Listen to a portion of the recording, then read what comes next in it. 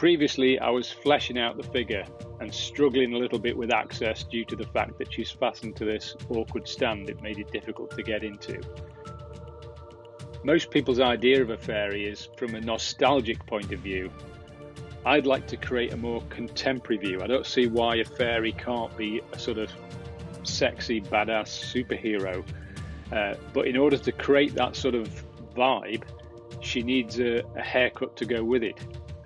It was so tempting to sort of bottle it and just do the long flowing hair, because it's actually quite forgiving. To actually do a bob out of copper is very unforgiving. It has to be applied very densely because I've got to cover the entire scalp, otherwise you'd be able to see through it. Copper is very soft and it sort of snags when you're pulling it through, so I was trying to sort of do it as dense as I possibly could. It didn't want to behave. I couldn't even leave it to any length and tidy it up later because it's actually just because of the way the copper sort of bends.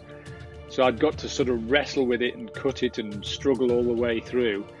And all the time in my head was the concept of, if this doesn't work, I've got to have the bottle to just cut it all off and start again.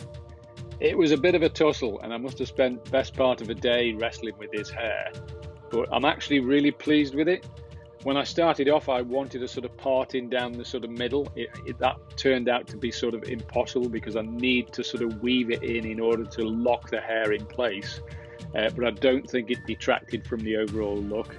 So by the time I'd sort of wrestled with almost every hair individually, dressing it and sort of bending it to get it into shape and then sort of trimming it, it certainly achieved the look that I wanted, and I'm actually really pleased with it.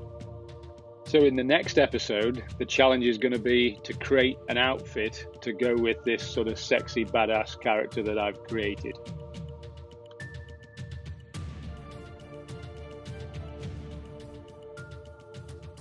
Thanks for watching. Subscribe to our channel to see more.